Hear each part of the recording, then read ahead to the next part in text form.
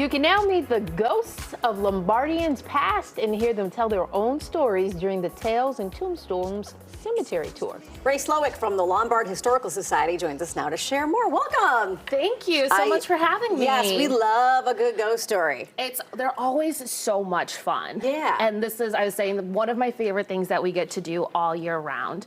And it's just really nice because you get to, hear it from the residents themselves. So those that are buried there. Yes. Ah. So you guys went out and did a little research to find out who they are and get their backstory? Yeah, so we actually have all the records of the cemetery, or a majority of them, and so we're able to go through and find information about who's buried here, and then we have actors portraying the people at their own grave sites. We light the cemetery up with thousands of candles, so it's after dark, and so it just really leads into the very kind of spooky ambience of going through and learning about these people's lives who otherwise you wouldn't hear about. Do you have some historical figure that people can meet on the tour? Yeah, so one of the people you'll meet this year is a gentleman named Phineas Ames. Okay. He was a survivor of the Peshtigo fire, which we don't necessarily hear too much about because it happened the same day as the Chicago fire, but it was tragically more deadly and more destructive. Really? So he survived it, so you'll get to hear him talk about his experiences. Oh my Oh gosh. my goodness. Yes. So the oldest tombstone that you guys know of in the cemetery is what, 1851? That is when the first burial was. The oldest headstone remaining is from the 1860s,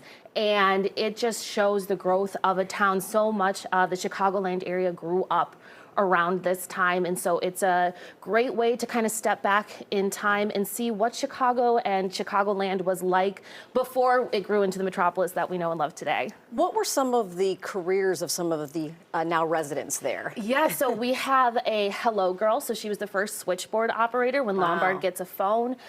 We have someone who was a drugstore operator, someone who was a homemaker.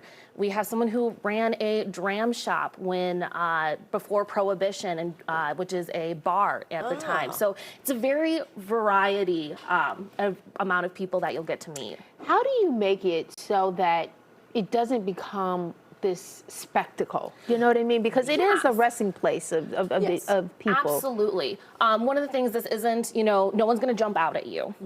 So it is not something you're going to get jump scared from, but it's a way that we go through and make sure that we're talking about the real stories. You're not going to hear, that Frankenstein was coming and chasing you through the cemetery. But it's important to talk about these people because a lot of times families have either moved away or their families have died out, unfortunately, and so their stories don't get told otherwise unless people like us go in and teach about their history. So, cemeteries used to be some of the first public parks, especially in the Victorian era. It was common. You take your picnic basket, you spend an afternoon in the cemetery in the green space, and so we're just kind of continuing on that wonderful tradition. Well, it's such a fascinating way to learn about history because so much in Chicagoland area has changed that you wouldn't know that these things even existed unless you get this kind of historical perspective. Exactly, and we think history so much comes from books, and so it's really nice to go and stand where the people stood and stand where they are today and hear their own stories as well. Can people who don't make it, say during this period in time, still get more information about what?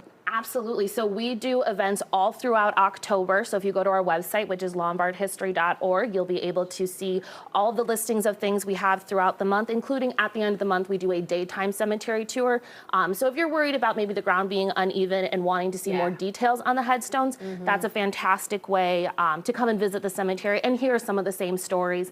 And like I said, be able to see a little bit more detail that maybe at 8 o'clock at night you're not able to see in the dark. Well, I was going to say, what is the age then recommended? Because, a lot of kids, just because it's dark out, would be frightened, right? We recommend about 12 and up for this, just because we are talking about, too, how the people died. And so, there can be some more heavier topics in there as well. So definitely like 12 and up. Okay. Can you tell us maybe another person we might meet? Yeah, I would say probably someone else you'll meet is a woman by the name of Alice Norbury. She was one of the early people in Lombard who went to college, one of the first women. Wow. And so she actually attended what today is known as North Central College, and she comes back to teach in Lombard, and unfortunately, she contracts tuberculosis. So so it's really, you know, kind of tragic, some of the stories that we learn about too. But it, like I said, it's really important to talk about her accomplishments and frame her also in a way that's not just she died of tuberculosis. Right, it's like one of those 2 steps forward, 1 step back, because she makes these gains for women, and yet a disease that they can control now is what ended up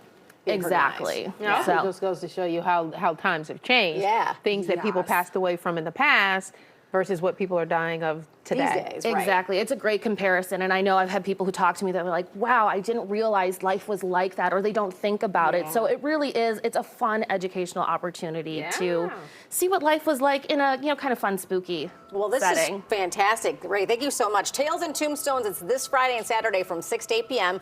at the Lombard Cemetery, lombardhistory.org, as we can get more information on that and the rest of the programs they have coming up in the month of October.